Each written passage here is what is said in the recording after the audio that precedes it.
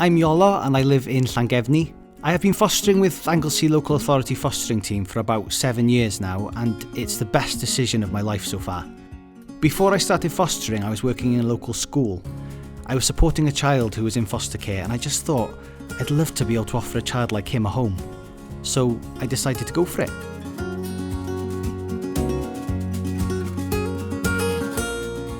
When I first started fostering, I didn't really know what to expect. The team at Anglesey have been incredible. They're beside me all the way and have helped me to be the best foster carer that I can be. At the moment, I have Rhys and Eva. Rhys is 10 and living with me on a long-term basis. As soon as we met each other, we were a great match. We have a lot of fun together, which helps us to ride out the difficult days.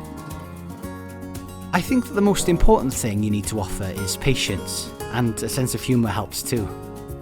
Being open-minded, flexible, accepting, and also making sure that they feel like they belong, to know that someone cares for them. My family is their family, and our home is their home. My parents are 9 and tied, and they have supported me to foster.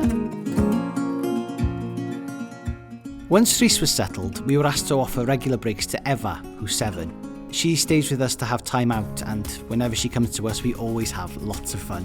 I remember the day that Rhys arrived on my doorstep for the first time, and then watching him grow up and thrive is just beyond words.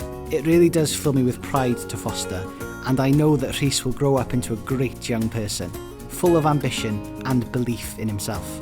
Fostering is the best decision that I've made, and I wouldn't change a thing.